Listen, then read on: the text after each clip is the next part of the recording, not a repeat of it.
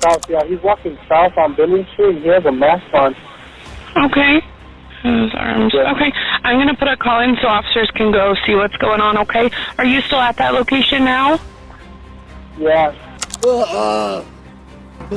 No, he went for his gun. Oh my God.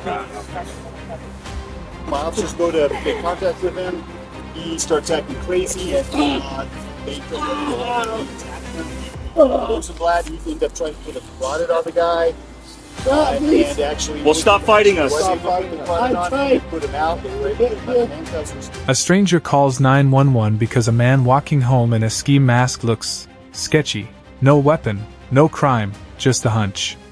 Within a minute, police have him on the ground in a chokehold, and paramedics inject him with a powerful sedative instead of treating him. 3 days later, he's dead. The paramedics say the injection was a reasonable medical judgment, given the signs of a life-threatening emergency they say they saw. Prosecutors say he was already restrained, barely conscious, and no danger to anyone. The whole case comes down to those few minutes, the chokehold, then the injection. This is exactly what jurors are about to hear fought out in court. Was that decision medically justified, or is it the reason he's dead? By the end of this, you're going to have to decide for yourself. You're watching Detective Drew, where we break down real courtroom footage from cases that actually matter. Subscribe.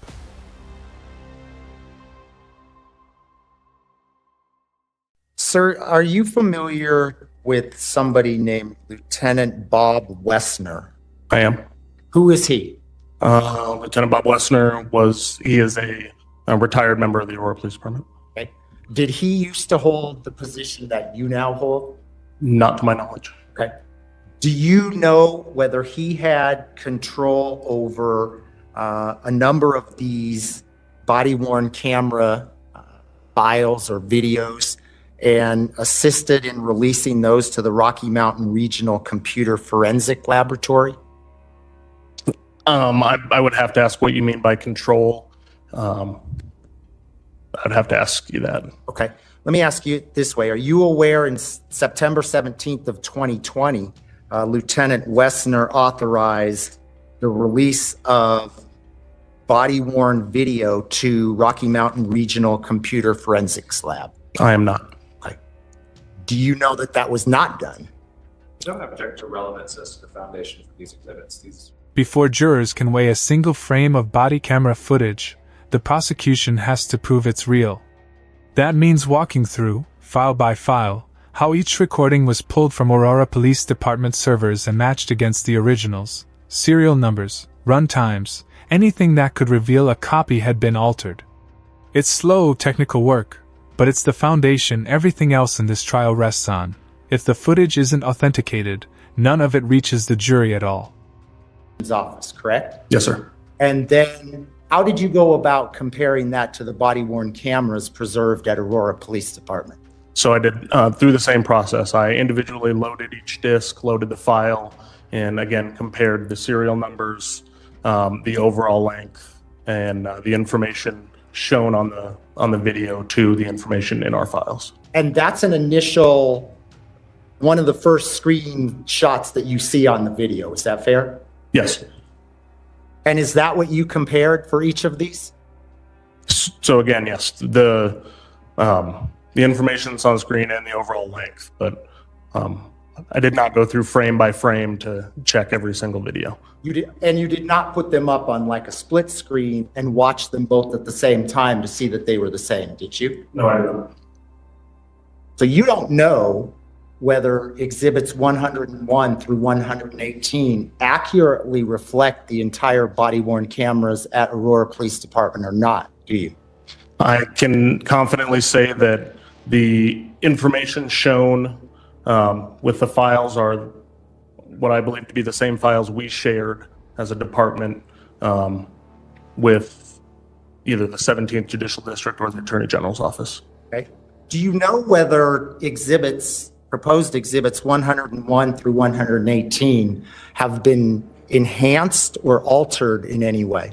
Not to my... With authentication underway, the prosecution turns to Lieutenant Tisdale, who oversees Aurora PD's body camera system. His job on the stand sounds simple: Name every officer visible in the footage, one by one, so there's no ambiguity later about who did what. It isn't a formality. In a case built almost entirely on video, knowing exactly whose hands are where, and at what second, can be the difference between a conviction and a walk. By which the videos are uploaded into the system that the court overrules the objections, and the objections will go to weight versus admissibility. 101 through 118 are admitted. Now, Lieutenant Tisdale, there will be some other witnesses who walk through a lot of these events in detail, but if we can, I'd like to have you identify some of the officers in these videos. Do you know a lot of the officers who responded to the scene where Elijah McClain ultimately died? I do. Okay. Well, let's start with Exhibit 102, Officer Roedema's body-worn camera. And let's play that starting from the beginning. The court stops cold to nail down a single detail, the timestamp on Exhibit 101. Lieutenant Tisdale confirms it, August 24, 2019, 10:43 in the evening. It sounds almost bureaucratic, but it anchors the entire timeline that follows.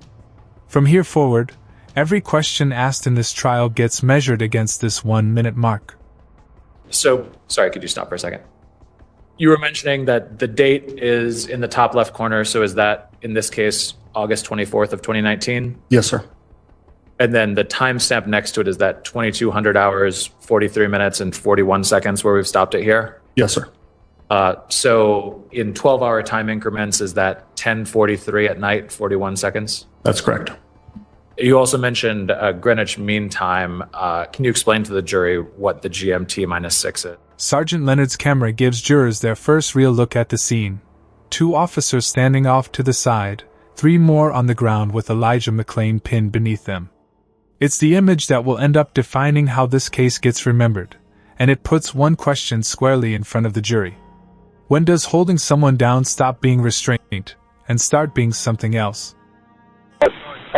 South? South, yeah. He's walking south on Billing Street. He has a mask on. Okay. And then when I pass by him, he puts his hands up and does all these kinds of signs. I don't know. He looks sketchy. He might be a good person or a bad person. Yeah. But he has a full-on mask on. Okay. His arms. Yeah. Okay. I'm going to put a call in so officers can go see what's going on, okay? Are you still at that location now? Yeah. Okay.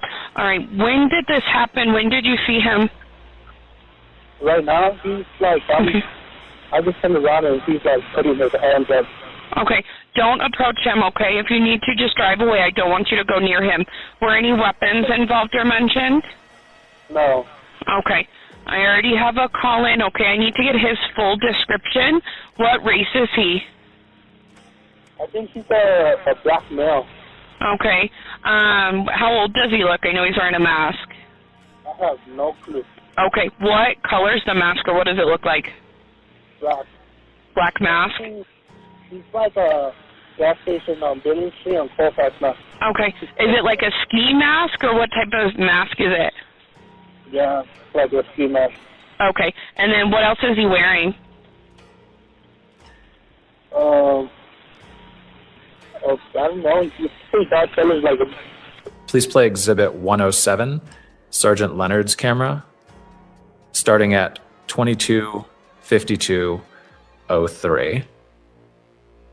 Now, I want to direct your attention in particular to the 2 officers who are sort of standing on the left side of the screen there, and then the individuals who are kneeling on the ground restraining Mr. McClain. Let's play. We're good. We just need to contact the RP and we got that covered. And other than that, we have everything right here. So we're good. Now, the officer with the lighter skin wearing the baseball cap on sort of the left side of the screen standing up there, do you know who that is? Yes, that's Officer Matt Green. Okay. And is he a canine officer? He was at this time, yes. Okay. And then the individual who's standing in the middle of the screen, can you identify that officer for the jury, please? Yes, that's Officer Darren Dunson. And do you know who the blonde officer with the ponytail is immediately to his right or our right? That's Officer Jordan Mullins. Let's go ahead and resume. And then in the mix of them wrapping them up, I think we're good. Thanks. You reached for Rosie's gun, dude. So. Just contact her and get why we're here. The best. So, well, he said it's the same thing with the notes that he saw a guy. So he was put into a carotid. He did lose consciousness. He's throwing up right now. On the stand, Officer Rosenblatt keeps returning to the same explanation. They believed McClain was a threat, and they were protecting the people around him. It isn't landing the way he needs it to. Underneath his testimony, the jury is hearing the audio again. McClain saying he can't breathe, asking, over and over, to be treated with a little respect. Two versions of the same night, sitting side by side, and they don't match. He speaks English. Yeah, he's. You want to answer my questions? Definitely. But we put him out. We put him out with a carotid twice. Okay. Well, at least once successfully. Okay. So, stop messing around, man. We'll just leave him. You've already been told several times to stop. I can't fix myself. Ow! Leave him there until the. Did that help you identify who the officer who's kneeling, sort of in the middle of the screen that was just talking was? The officer on the right appears to be Officer Roedema.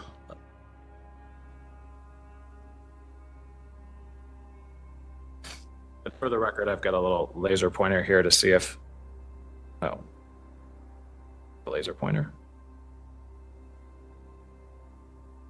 See if I'm smart enough to figure out how to use it, though. All right. Is this the individual you're talking about here? Yes, sir. Okay. I think we can get a little bit better view of who some of these individuals are from Officer Green's camera. Is he the individual who was standing here next to Sergeant Leonard? I believe so, sir. Okay. Let's play Exhibit 105, Officer Green's camera, starting at 22:56:48. Rosenblatt, he ended up trying to put a carotid on the guy. And actually, Well, stop fighting us. was able to put the carotid on him. They put him out. They were able to get him under handcuffs. Rosenblatt's account keeps circling back to safety. His own, the crowd's, McClain's. It isn't convincing anyone in the room any faster. Then the restraint changes hands. Officer Green takes over holding McClain's legs, and McClain, still pinned to the ground, asks if he can simply walk away. Next up is Officer Ward, who will walk the court through what happened in the minutes after that, including the decisions that shaped exactly how much force this arrest was about to take. Huh? You good? So what was going on when you got here? So he's walking away from us and This individual here who switched out with Officer Rosenblatt to be the one now who's restraining Mr. McClain's legs. Which officer was that? Well, that appears to be Officer Green.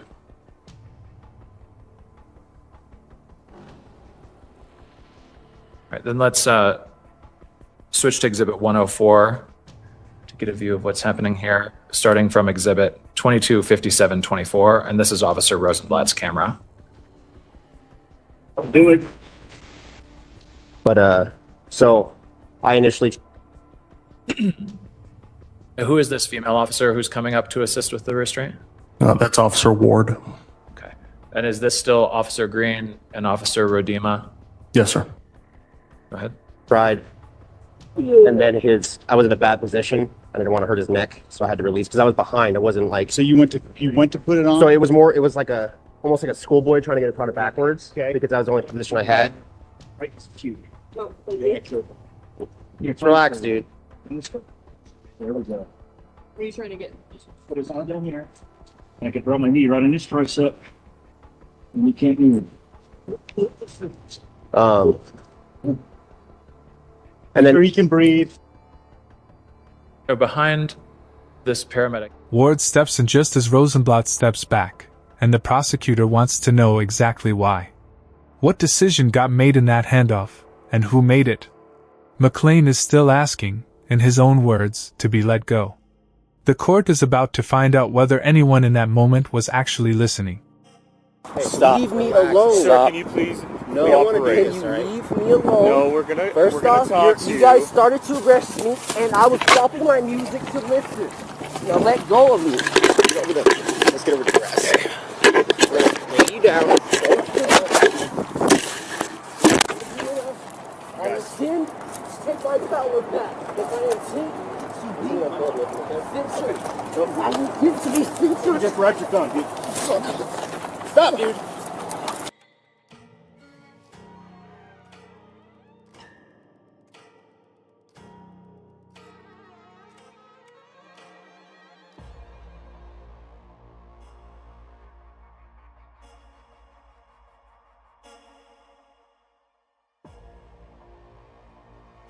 Tensing up. Listen to me, bro. Let go of me. This isn't gonna go well. No, I am an introvert. Please respect the boundaries that I am speaking. Relax. Stop. Relax. Stop. I'm going home. Relax, or I'm going to have to change this situation. Dude, hey, Stop. Relax. Sir, can you please? No, we don't want to do this, all right? Leave me alone. No, we're gonna. First off, you guys started to arrest me, and I was stopping my music to listen. Now let go of me. Get over the. Let's get over the grass. We're gonna lay you down. Okay, come on. It's not going to be an arrest. I intend to take my power back. And I intend. Is this Officer Ward that you identified a few moments ago? Yes, sir. Continue.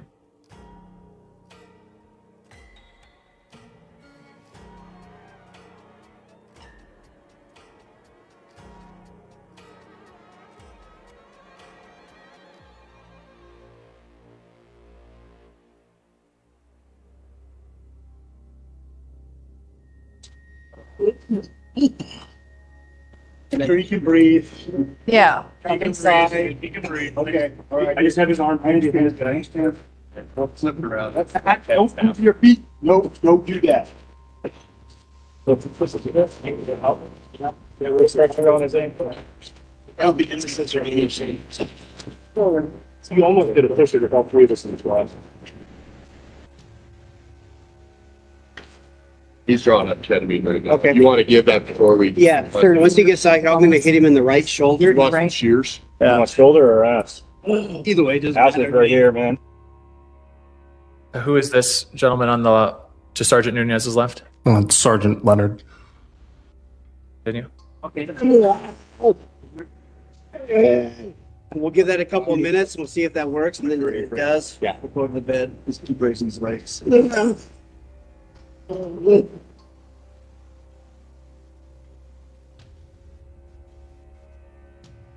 Ward lifts McClain off the ground and into the patrol car, laying him face down on the floor, a detail that will matter enormously once the medical experts take the stand later on.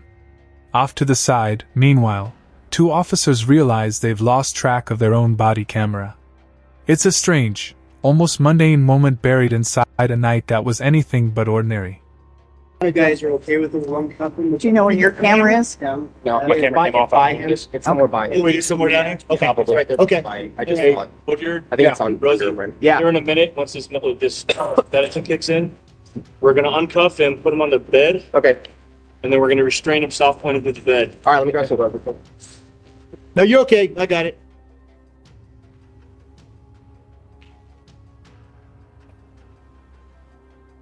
My back doctor, where did it? Could you rewind just 1 or 2 seconds? Get another officer who came into the frame in the top left for a second there, and I'd like to see if we can identify him. My back doctor, where did it? Hey, Dale. Who that is, Lieutenant? It's pretty tough to see. I think it appears they have glasses. If that's the case, I believe it would be Officer Woodyard. Okay.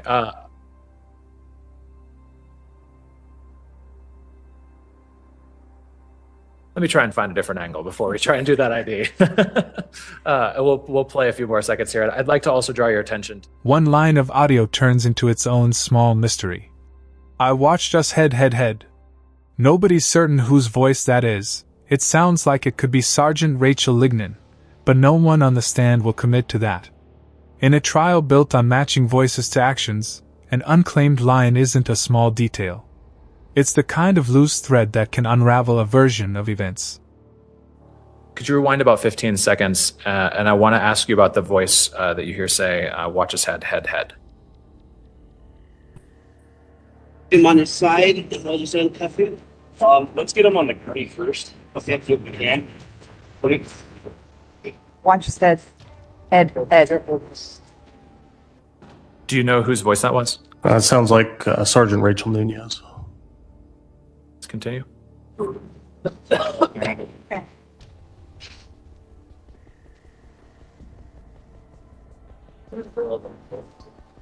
Dale, he's out. That voice that said Dale, he's out, was that also Sergeant Nunez? It was. Whose first name is Dale? Sergeant Dale Leonard. Go ahead. Okay.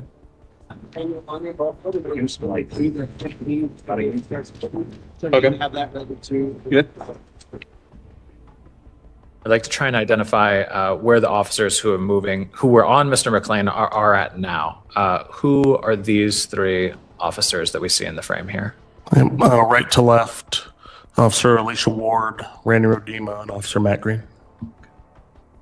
Go ahead. Do I go first?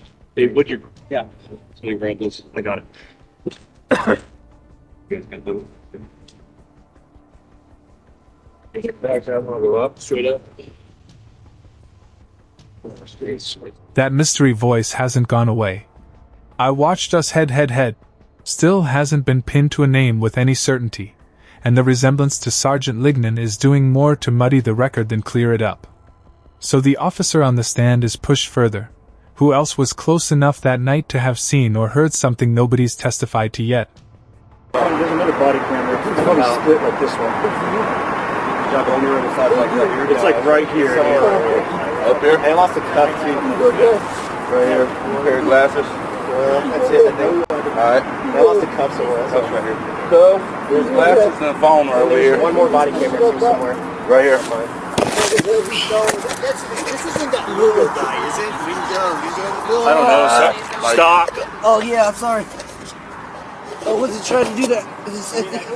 I can't breathe correctly because.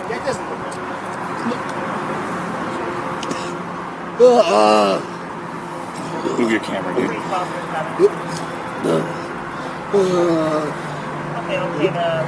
have the gun. No, he went for his gun. Oh my God.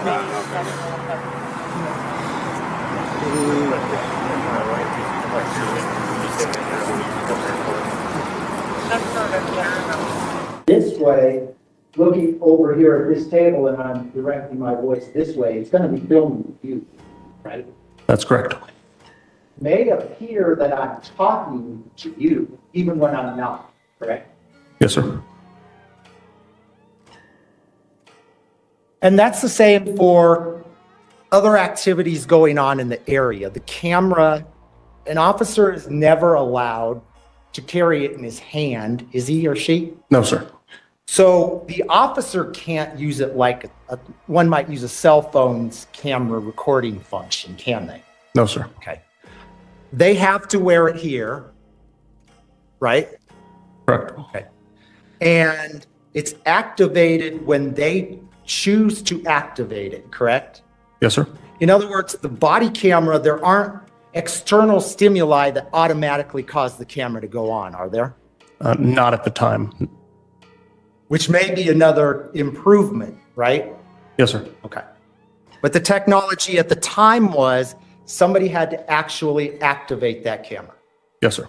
And Mr. Slothauer asked you about why are there 5 or 6 or 7 videos for one officer? And you said the reason is basically people can deactivate the camera and then activate it again. Is that fair? Yes, sir. Okay. The questioning shifts from what's on the footage to how it's stored.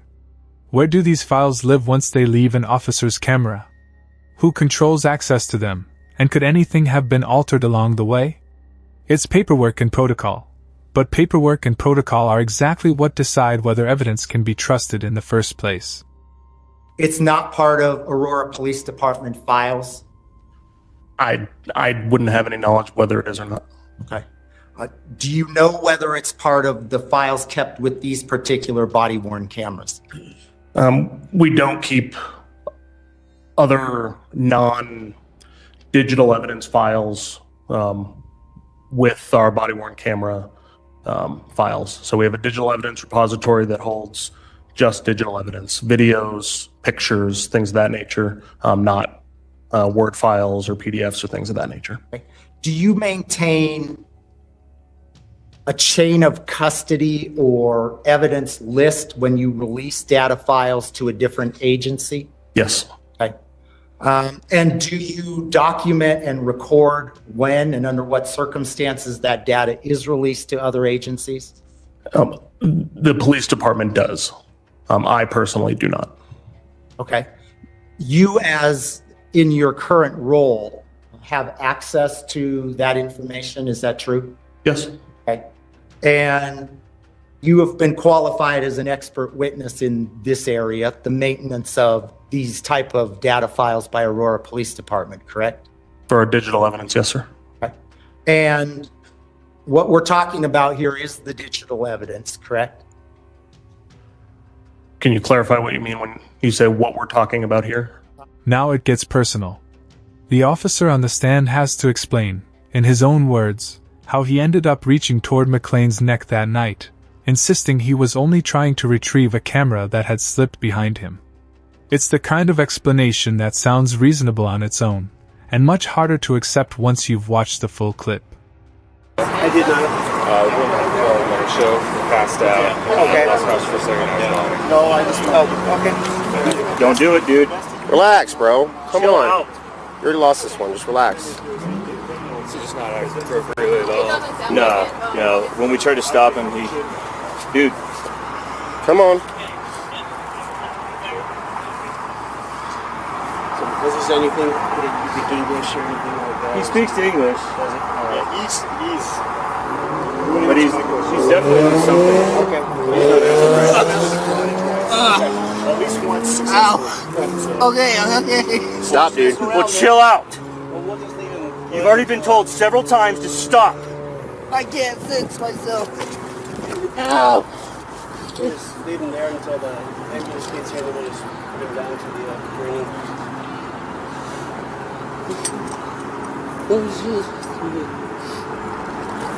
Hey, I know you're busy, but I just to let you know that Stop.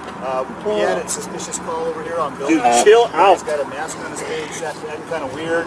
Nothing really criminal. My officers go to make contact with him.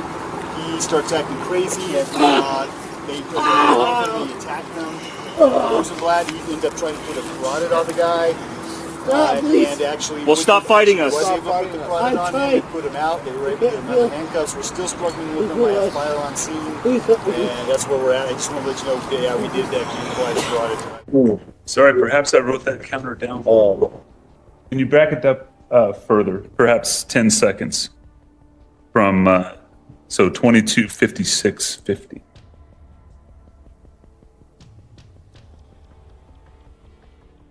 And then I was in a bad position. I didn't want to hurt his neck, so I had to release because I was behind. It wasn't like. So you went to put it on? So it was like almost like a schoolboy trying to get it front and backwards. Okay. Because that was the only position I had.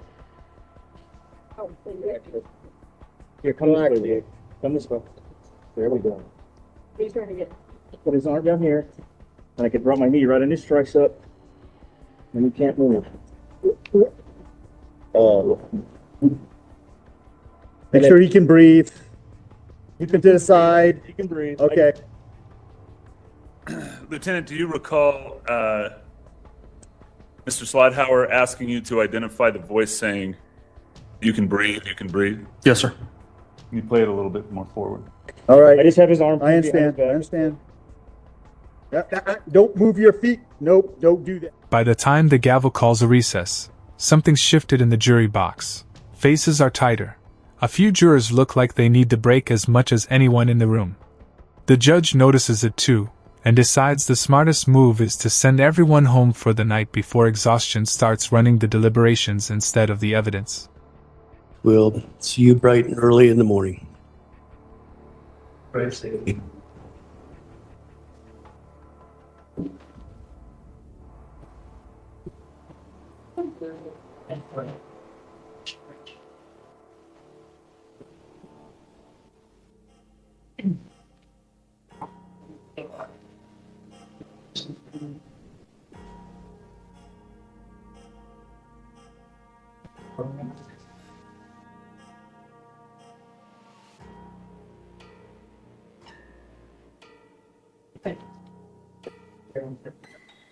Page 34.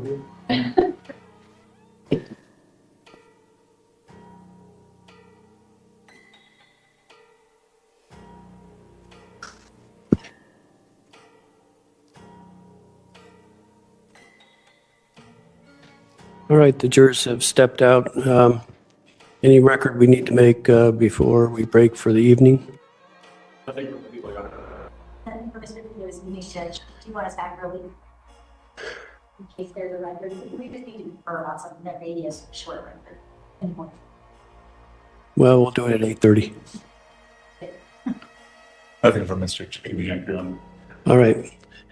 Thank you. The court will be in recess. We'll see you in the morning. The recess didn't erase the wait in the room, and it didn't take long to come back. What's changed is what's next. The prosecution is about to argue that none of this had to happen, that there was time, more than once, to de-escalate before it went as far as it did. Here's a detail worth sitting with before the prosecution even opens its mouth. This case almost never reached a courtroom at all. The local district attorney reviewed it back in 2019 and declined to file a single charge. It took a nationwide reckoning the following summer to force a new investigation, and eventually, to put someone in front of the jury sitting in this room today. He's like saying stuff and he's holding his arms in and he's like, I don't remember exactly what he was saying right now, but just acting really strange. Randy, you need relief, buddy? Randy, you need a relief? No, I'm good. I'm just going to pat him down. Make sure And then over there, Rody tells me to try to grab my gun. So we pull him down. Yeah, so he pulls his arm free and comes out. And I don't remember feeling it because I was focused on him. But he said, "You're trying to grab your gun." So I'm like, okay. So he comes down and then, yeah, go from there. And I don't know when this. No. He just thought it was weird because he was wearing the mask. Well, it is. Gestures, yeah. So, okay. That's all done. I need, to make sure you document that part. Yeah, 500. Can you draw 500? Do it.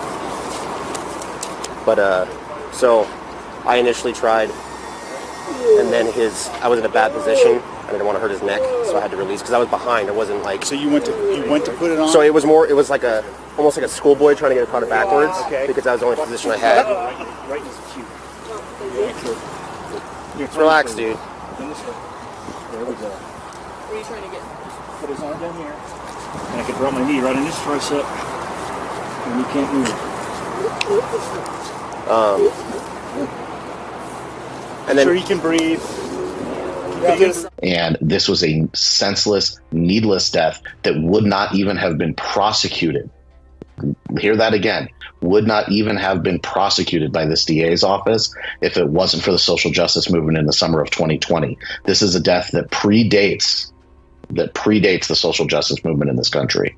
And there were so many phone calls to the Adams County District Attorney's Office that when I would call there to talk to a DA, it would tell me if I had something to say about Elijah McClain. It gave me a different phone number. And eventually they had to send it to a grand jury. The grand jury indicted all 5 of these gentlemen as co-defendants, and the judge allowed them to sever the trial and run this defense. It is gross. It is causing acquittals where it otherwise wouldn't. And it is not the norm in Colorado. They are being treated differently. They are being treated special. Well, and it has. And Catherine, I want to listen to the cross first, and I'm going to come back to you to talk about the varying outcomes in these severed cases. Let's go now to the cross-examination of this defendant. You were the one who went over and ordered up the ketamine from the Falk ambulance. Is that correct? That is correct, yes. You ordered that ketamine in a dosage of 500 milligrams. Correct, 500. Prior to doing that, you and Mr. Cooper didn't have a conversation about how much Mr. McClain weighed. We had a conversation on the dose. Right, and you both just agreed 500. Jurors are handed off to an expert witness now, and the subject shifts from what officers did with their hands to what paramedics did with a needle.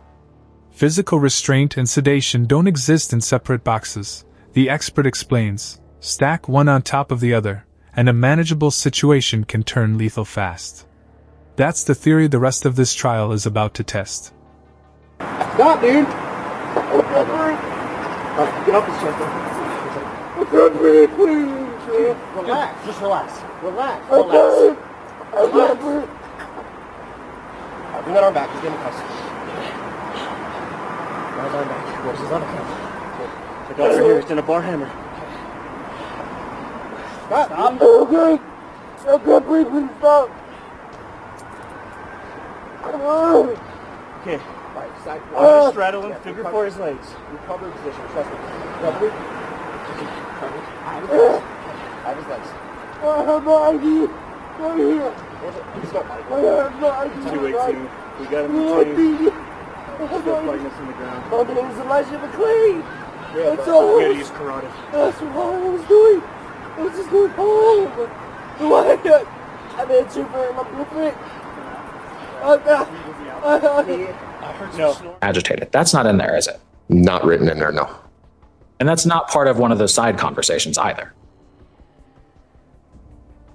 That training was back in 2018, so I couldn't recall every side conversation. Right. So you have no memory of a side conversation that would say, increase the dose if you think they're extra agitated. No, I do not.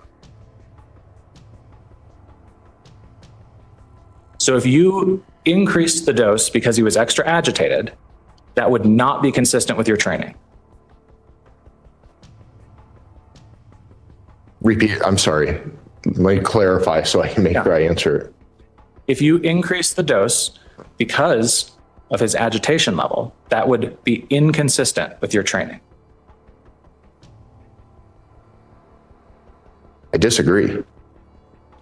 Didn't you just testify that the training doesn't say that you increase the dose if somebody is extra agitated? Right. And you have no memory of any other training side conversation that would say that's okay. Not for the extra agitation, as you call it. Right. The wrinkle we have here that's different from, let's say, George Floyd is you have the EMTs involved, and they are defendants in this part of the case. Catherine Lozardo is here. You got Jeffrey Wolf. So, Catherine, I'm looking back, trying to keep straight all the different cases that Jeff says. A news broadcast covering the case sums up where things stand. Jeremy Cooper and Peter Sichuniak, the two paramedics who responded that night, are now the ones on trial. Everyone in that courtroom, and honestly, everyone watching this video, is circling the same question. What exactly justified giving Elijah McClain that dose of ketamine? I have my ID. Right here. I have my ID. 282. We got him detained. Still fighting us in the ground. My name is Elijah McClain. That's all. We gotta use carotid. That's what I was doing. I was just going home. I'm in super. I'm perfect. I heard some snoring. I just don't like going home. I'm just different. I'm just different. That's all. That's all I was doing. It was actually Rosenblatt. I'm so sorry. I have no gun. I don't do that stuff. I don't do any fighting. Why would you touch me? I don't do guns. I don't even kill flies. I don't eat meat. I'm not a vegetarian. Welcome back to Law and Crime. We are on verdict watch in Colorado for the trial against Jeremy Cooper and Peter Sichuniak, the pair of paramedics on trial for their role in the 2019 death of Elijah McClain, 23-year-old at the time. He was fatally injured during a police encounter after being placed in a chokehold, then given ketamine. That is really the wild card in this case. He goes into cardiac arrest. He dies later at the hospital. One of the police officers was found guilty of criminally negligent homicide and assault. Two other officers found not guilty. So before the break, we were talking about the testimony of Sichuniak. Now let's move on to the other defendant who also took the stand in this case, Jeremy Cooper. This is his direct examination discussing his justification for giving McClain 500 milligrams of ketamine. Here we go. You communicated with your team about what you needed and what happened next. So what happened next was I requested 500 of ketamine from the ambulance medic, and then I had my officer go help the EMT get the gurney out of the ambulance to bring up close to Elijah. Why did you request 500? So I requested 500. Ketamine is a weight-based drug. You know, there's no real good training of how to estimate weight. So what I've always done in my career is I know how big I am at any given time, and I use my mass compared to what I'm seeing to try to judge. Here's the number that keeps coming back.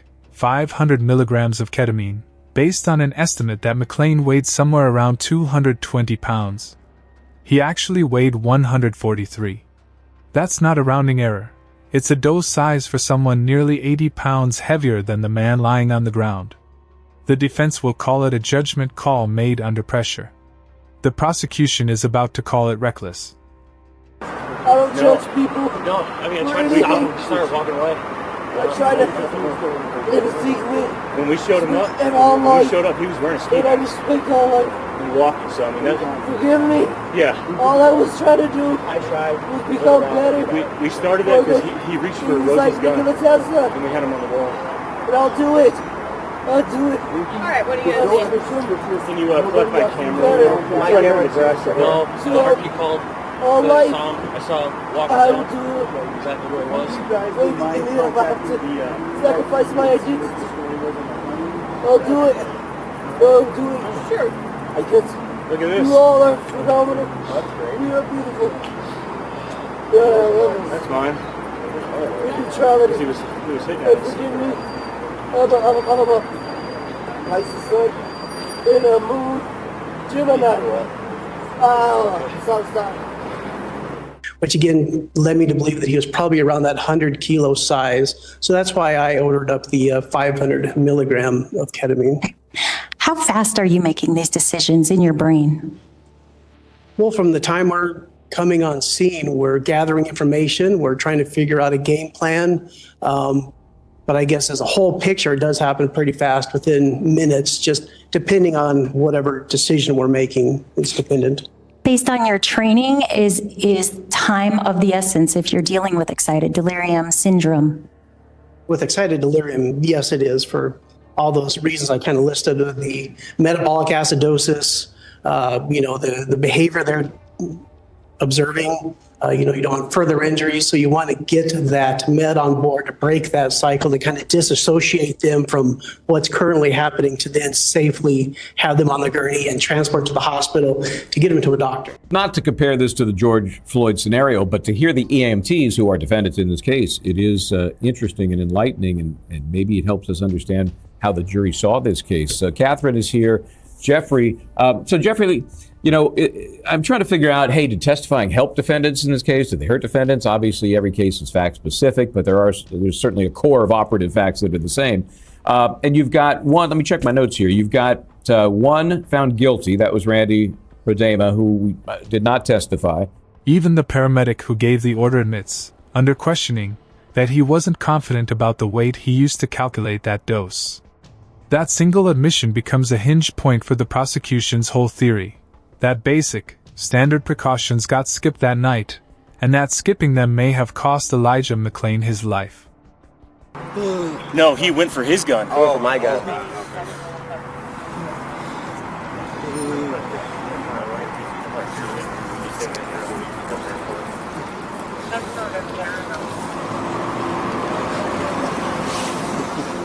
Does anybody have sandy wipes? All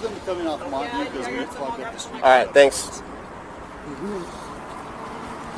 If you can bend his knees a little bit, so he can balance himself.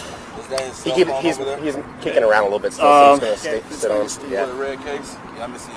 I'm not missing mine. Are you missing yours? Yours is in the car, right? Your cell phone? What's that? Your cell phone is in the car? I think so. Is it an iPhone? What kind of drugs did you take? Red case? No. What kind of drugs did you take tonight? What kind of drugs did you take tonight? Yeah, I'm good, bro. We need to know, okay? Good, brother. Can you find sandy wipes for me somewhere, please? We need to know what you were taking. From anybody? Okay? Yeah, anything, please. Are you listening to me, man? I'm asking you what kind of drugs you were taking. Okay?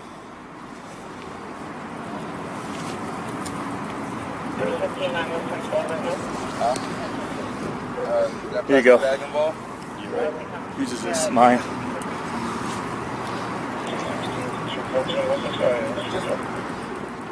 It was recording. I just shut it off because it's split in half. So something fell out right here on the grass, but I don't know what it was. It probably looks like a... They were under and why they made the decisions they made that just frankly weren't up to the standard of care and caused the death of Elijah McClain ultimately as the final nail in his unfortunate young coffin. And Catherine, even this defendant EMT said, I'm not sure about estimating weight. I kind of have my own way about it, which is so critical when administering any drug. I don't know. Wouldn't you kind of err on the, and it is ERR, look it up, pronounced wouldn't you err on the low side just to make sure you don't OD somebody? That's what I would do in this situation, or most people that are not that trained, but they're trying to present themselves as trained in this, and for them, they have to err in the upper dosage here. And also, we can hear from their testimony that they said they had to give a higher dose because of what the officers were describing Elijah McClain was doing, that he was exhibiting signs of excited delirium, which is another big issue in itself here. But for both defendants, there is one key word that keeps on popping up, and that is the word training. They keep on saying, this is what I was trained to do. This is what was the training at that time. So we had to administer the ketamine in that manner, and that's why we did it. So they are pointing the blame to the training that they received. There's an oddly specific question the paramedics needed answered before doing anything else. Did McClain speak English? It mattered less for compassion than for logistics. It shaped whether they thought they could talk him down instead of sedating him outright. It's a small window into how a decision that ends a life can hinge on details that, in hindsight, feel almost beside the point. You mentioned you wanted to figure out if he spoke English because this is a multicultural community. Yes, sir. And so if he didn't speak English, that would be useful information so you could know whether you could ask him questions. It would definitely change the way that I might be able to ask questions, yes. Okay. When you found out he did speak English, that meant that you could ask him questions. It confirmed that he spoke English, yes, sir. And that meant that you could ask him questions? I could, yes. Okay. But you chose not to ask Mr. McClain any questions. Are you talking about this specific point? Well, as long as we're talking about it, the entire time we were there, you chose not to ask Mr. McClain a single question. I did decide to kind of back off a little bit and not try to escalate things a little bit worse because my first... Sorry, Mr. Cooper. I'm sorry. My question was just, you decided not to ask him any questions the whole time you were there. Those reasons listed, yes. Okay. And those reasons listed are you didn't want to escalate the situation? Yes, sir. Is it your testimony to the jury that asking Mr. McClain a question like, what's wrong? How can I help you? Would have escalated the situation? My initial attempt to walk to do so was met with violent restraint, yes. So why ketamine, specifically? It's worth knowing where this drug came from before judging how it was used here. Originally developed as an anesthetic, at one point used to sedate horses, and known on the street today as Special K. In a hospital, carefully dosed, it's considered safe. On the pavement, dosed off await guests under a street light, it's a very different story.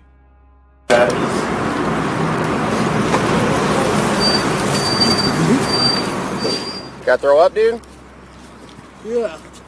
Throw up right there, okay? Don't throw up on me, though. We got fire coming, right? Yeah.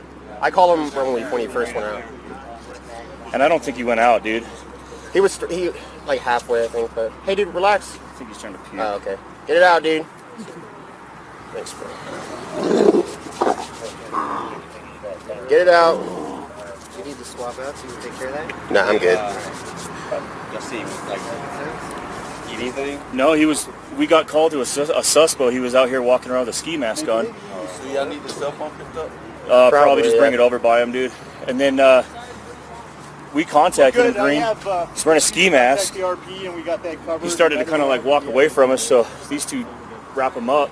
And then in the mix of them wrapping him up, pushing him against the wall right here, he reached for Rosie's gun, dude, so... Oh, fuck. I need to get up. Oh, fuck. Don't move, dude. Just stay on your side. Rosie rolling this way, dude? Yeah. Are you able to? Fuck. My legs locking up. There you go. Just like that. You're good. Don't get up, dude. It's not going to be good for you. I'm telling you right now. If you keep messing around, I'm gonna bring my dog out. He's gonna dog bite you. You understand me? Keep messing around. I think we're okay for here. I appreciate it. Thanks. Watch your step, dude. You're right in his puke. He had a mask on. I know that. Yeah. 2023, the year of ketamine, and not in a good way. Catherine Lizardo's here, Jeffrey Wolf. Catherine, we've heard about the drug so much now. We know it was a horse tranquilizer originally, and then it became a sedative, and it became a drug called Special K on the street. Now we're hearing so much about it with the Maya Kowalski case, with this, even with Matthew Perry's recent death in his hot tub. What do you think the jury's reaction is just to learning so much more about this use or misuse of ketamine? Well, now I don't know if the jury were asked about prior news regarding ketamine, if they've heard of that. I'm sure they were asked about that too. But ketamine being in the media much more now, they're learning so much about it and how dangerous it is. But I like this prosecutor saying that it's just common sense. Even if you don't know what ketamine is, but you know it's a controlled substance and it's a weight-based, then you should use your common sense in terms of making sure that before you inject someone with that you have all the information you need because of how dangerous it is. We've seen this excited delirium being administered, the ketamine being administered for the excited delirium, and you mentioned that excited delirium is no longer in the policies and procedures of the police department. Ketamine. One guest on this broadcast doesn't hold back. If this trial teaches paramedics everywhere that they can't just follow an officer's lead without asking their own questions first, that might not be a bad outcome. It's a blunt take, but it points at the real stakes here. This case was never only about one night in Aurora. It's about what any paramedic in the country does the next time police call them to a scene. An article about that just last week when this trial started, and they were talking about, what is this going to do to EMTs moving forward? And you know what? I hope it chills them. I hope it takes anybody who would consider taking orders from cops and being part of the prosecution of a person being beaten up by police officers on the side of the road. And I hope it gets them into a different profession. I hope it chills them from doing things that are against what is the medical necessity of their patient. I hope it chills them from laughing while somebody dies on the ground and on the gurney. I hope it does, quite frankly. People that are afraid of that, I'm tired of hearing it. This was unacceptable behavior by people that should be out there to protect and save lives, not out there to help effectuate an arrest in a brutal fashion. I hope it does. Okay, so I got to press you. Yes or no? You're going to lose good people too as a result, don't you think? I don't care. What do you think about that? I don't care. Know, if we lose people who don't want to go into this profession because they're afraid that they're going to be prosecuted if they make deadly mistakes, good. Get out of here. If you're committed to doing this job well and doing it in the best interest of your patients, come and join up and save some lives. If you're worried that if you make a deadly mistake, you're going to be held accountable for that, go find something else to do. Okay, let's take a break here. We'll come back again. We are in verdict watch in this Colorado case. The prosecution wants the jury to lean on common sense. The defense pushes back with a different phrase entirely: human sense. Treat the person in front of you as a person first, the argument goes, and the right call becomes obvious. It's a clean line for a jury to hold on to, and it's about to be tested against everything they've already seen on that footage. But with the prosecution's argument, I mentioned earlier that the argument of common sense should have been used in these situations, yes. But common sense is not that common. Maybe we should call it human sense in terms of treating people as human beings. Then they can have more rationality and compassion into how they should have treated Elijah McClain there. Yeah, and Jeff, that obviously that's a huge issue. Is this poor kid, was treated maybe differently than others might have. I know there's a racial component to this case. Do you think that had any impact, not just in this case against the EMTs, but in the mixed verdicts we've seen against the cops? Do I think race played a factor in the verdicts? Yeah. Is that what you're asking? Yeah. Yeah, I do. I think that what we've learned and what we should have learned and what we need to keep paying attention to and reminding ourselves is that the criminal justice system is slanted. It is slanted against people of color. And that goes for when they're the victims of crimes to when they are the people accused of crimes. There are preconceived notions in the head of juries. I've tried cases in Adams County for the last 17 years, and I will tell you it is a predominantly white county. The place where this case comes out of is North Aurora. A large majority of Aurora is sent to Arapahoe County, which is a very diverse county. North Aurora. Jurors have now heard both sides lay out their theory of the case. Common sense against human sense, protocol against compassion. What they're left to decide isn't only whether procedures were followed. It's where the line sits between force that's reasonable and force that goes too far, especially when the person on the ground can't fight back, or even stand up. So. and the other one, I don't. Oh, you got him? Oh, I didn't know that. Okay, I knew you were busy. Just one other thing, we did have an officer get. Yeah, that's all his, dude. That's what he was wearing. It was used. Okay, it was very minor. So when the ambulance gets here, we're going to go ahead and give him all some the cops are ketamine. okay. Yeah, sounds good. Perfect, dude. Perfect. We'll give that a couple of minutes and then we'll put him on. Whatever he's Okay, on, all right. he has incredible strength. Yeah, crazy strength. Ketamine, so. I had him in a bar hammer behind his back, and his arm was above his head, and he was still fighting. Is there anybody that can relieve me for a second? Spitz! Oh, we need somebody just to... You want to just get on for a sec so I can get up? I'm like cramping up. Fucking...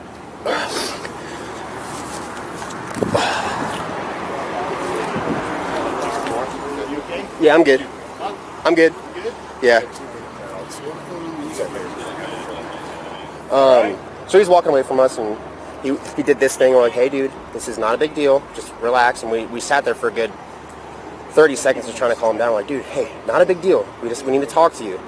And then he kept doing this, and he kept saying things that didn't make any sense. And then I'm like, hey, bring him over the grass. So if we do have to take him down, we can take him down the grass. Not because we're right here by the rocks. And then he starts going even crazier, so we get him cornered against the wall. What's he doing exactly? Put under the table before until the forensic pathologist changed the cause of death. Yeah, it's a fascinating case. They are still deliberating, guys. I'm going to thank and excuse and send you off to a holiday. Catherine Luzardo, Jeffrey Wolf. Guys, always a pleasure. Appreciate the insights and the analysis. We'll see you next time, and have a great weekend. That's going to do it for me, Michael Bryant. Hey, try to do the right thing. And the holiday's coming up. Big Christmas, stay with those you love, tolerate those you don't. We'll see you next time here on the Law and Crime Network. Before deliberations can begin, Judge Mark Warner has one more job, making sure the jury understands exactly what the law is asking of them. Both sides have spent weeks building two very different pictures of how a first responder should act under pressure. Now 12 strangers have to decide which picture actually matches what happened to Elijah McClain that night.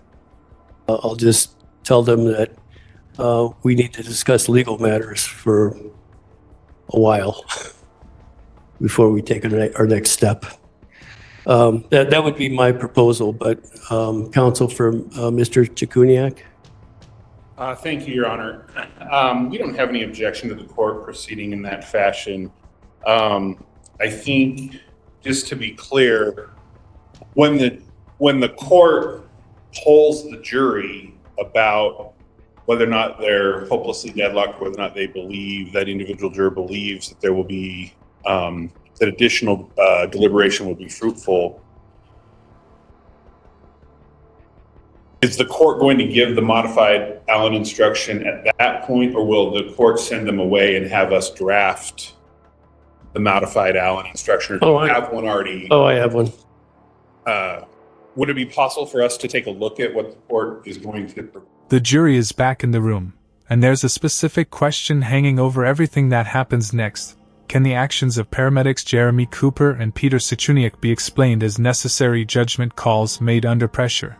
Or did those calls cross a line the law won't excuse? Juror's entry.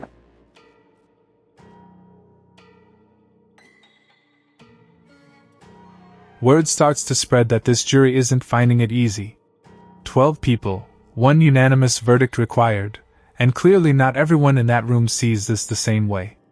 It's the moment almost every case like this eventually reaches, where the court has to figure out how much disagreement is normal, and how much means something has actually broken down.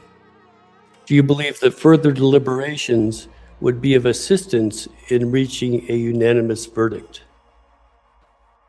All right, we'll move to the juror in seat number 2. Do you believe that the jury is hopelessly deadlocked on the count? Do you believe that further deliberations would be of assistance in reaching a unanimous verdict? Do you believe that further deliberations would be of assistance to the jury in reaching a unanimous verdict? One juror after another gets asked the same 2 questions. Do you believe you're deadlocked? And do you believe more discussion would help? The answers don't line up. Some jurors still see a path to agreement. Others are convinced they've already found it, and are stuck there. The court now has to decide whether that's a genuine impasse, or just 12 people who haven't finished arguing yet. Deliberations would be of assistance in the jury reaching a unanimous verdict. All right, we'll move to the juror in seat number 9. Do you believe that the jury is hopelessly deadlocked? Yes. Do you believe further deliberations would assist the jury in reaching a unanimous verdict? No. All right, we'll move to seat number 10. Do you believe that the jury is hopelessly deadlocked? I'm sorry? Yes. Okay. Do you believe that further deliberations would assist the jury in reaching a unanimous verdict? Okay. Can't get a straight answer. We'll move to the juror who's actually in seat number 13, I guess. Do you believe that the jury is hopelessly deadlocked? Yes. Do you believe further deliberations would be of assistance in the jury reaching a unanimous verdict? No. All right, we'll move to the juror in seat 14. Do you believe that the jury is hopelessly deadlocked? By now the pattern is clear. Several jurors have said, one way or another, that they're not sure more talking will change anything. The court isn't ready to call it, though. Before anyone gets sent back to the room, the judge lays out exactly what's expected of them. Keep weighing the evidence, keep listening to each other, and don't mistake frustration for finality. Right, folks on the jury, since it appears to the court that your deliberations have been somewhat lengthy without a verdict being reached, the court wishes to suggest a few thoughts that you should consider in your deliberations along with the evidence in the case and all of the instructions previously given.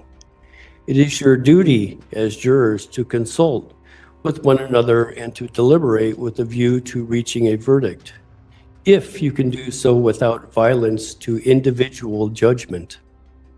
Each of you must decide the case for yourself. The jury foreperson gets a very specific instruction. Don't assume a deadlock is permanent just because it feels that way right now. It's a fine line for the court to walk. How much more can you fairly ask of 12 exhausted people before accepting they've genuinely run out of room to agree? That question is about to shape whatever happens next. He can breathe. Okay, all right. I just have his arm pinned behind his back. Don't move your feet. Nope, don't do that. So if you take his foot and angle it outwards, pressure on it. He's not okay. At least once successfully. Okay. Stop messing around, man. Chill out. Well, we'll just leave him. You've already been told several times to stop. I can't sense myself. Ow! We'll just leave him there until the ambulance gets here, and then we'll just put him down to the gurney.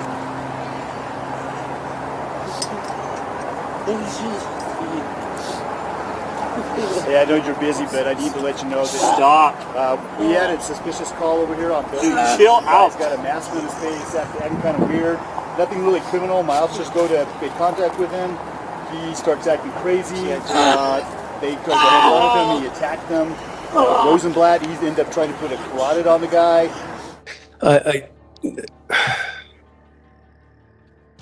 In my consultations with the chief judge in court security, I don't know that we can keep going all night. So what I would expect that I would do should we not hear from the jury, is probably send one of my staff in around 5:30, say it's about ready, we're about ready to call it a day. My experience is if they're actually close to anything, they'll say, we just need a few more minutes, which normally means about a half an hour. And I'll give them some extra time. But in the event that they do reach a verdict, within a reasonable time frame from there, we'll have another half an hour, so that would put us at 6:30. By the time we'd have folks here, enough time to get folks here to hear the verdict. I wasn't given a finite deadline, but 7-ish is what it sounded like to me. There's a particular kind of tension that settles into a courtroom once deliberations run past the point anyone expected, and this one has. The idea of a hopeless deadlock sounds simple until you're the one deciding where that line actually falls. Push a jury too hard, and you risk a verdict that isn't really unanimous. Let them stop too soon, and you risk no verdict at all. Jurors have returned to the courtroom. Please be seated. Court was informed several minutes ago that the jurors have reached unanimous verdicts. I saw that the juror in seat number 7 was carrying some paperwork. Would I be correct to assume that you are the foreperson of the jury? And has the jury reached unanimous verdict? The waiting is over. Jurors have handed in their verdict forms, and the court now has them in hand. Whatever gets read next closes the book on this trial. One way or another, there's no redo, no second attempt, once these forms are opened. For Jeremy Cooper and Peter Suchuniak, the next few minutes are about to follow them for the rest of their lives. The jury found both paramedics guilty of criminally negligent homicide. Suchuniak was also convicted of second-degree assault for the unlawful administration of ketamine. Cooper was acquitted on that charge. Add that to the earlier conviction of Officer Randy Roedema, while Officers Jason Rosenblatt and Nathan Woodyard were acquitted on every count, and 3 of the 5 first responders charged in connection with Elijah McClain's death were ultimately found criminally responsible for it. It's not a result that files away neatly as either justice served or justice denied. Suchuniak went on to serve time in prison. Cooper was sentenced to probation and work release. For a case that almost never made it to a courtroom at all, that outcome marked new legal territory. But for Elijah McClain's family, no sentence handed down years later undoes what happened on that sidewalk in August of 2019. What this case really leaves behind isn't about ketamine dosages or carotid holds specifically. It's about how much power gets handed to the first people who show up to a call, and how little room there sometimes is to question that power once things are already moving. Departments across the country changed their protocols because of what happened to Elijah McClain. Whether that's enough is still very much an open question. If this case left you with questions of your own, drop them in the comments. We read every one of them. And if you want more real courtroom breakdowns, cases that actually matter and not just headlines, subscribe to Detective Drew. We'll see you in the next one.